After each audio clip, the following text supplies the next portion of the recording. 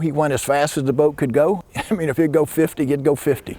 They wanted to make the rule that you couldn't call an unreasonable speed, and I always call for 50.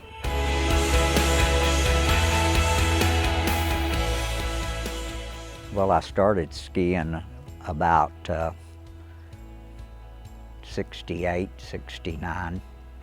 I was basically just a simple slalom skier. I don't swim and I don't like my face in the water. And I learned to barefoot. I was self-taught. I taught myself a lot of bad habits. I have a picture of me back barefooting, and people today would look at it and critique that, and they're like, who would back barefoot like that? But I learned on my own. And I'm the kind of guy that cannot stand around idle when I see things that need to be done. And I became a senior driver first, and then a senior judge, and I became a senior homologator.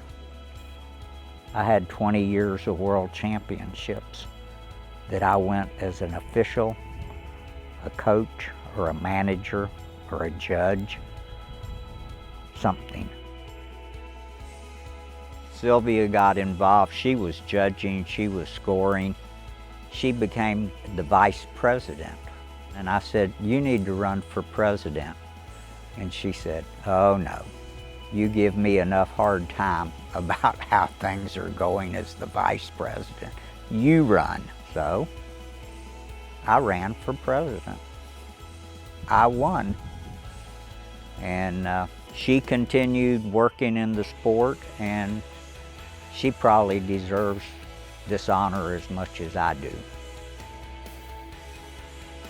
It happened because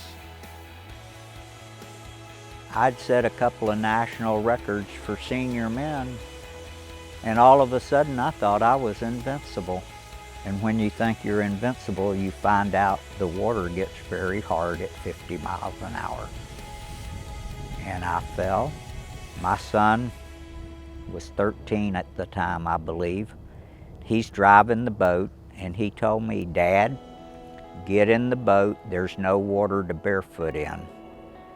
And my last words to him was, "Hey kid, you do the driving, I'll do the barefooting."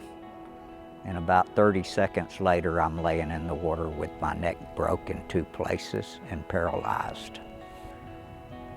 And they predicted I would be in the hospital 18 months. And when they operated on me, God sent a miracle. I got up and walked out of that hospital 28 days later.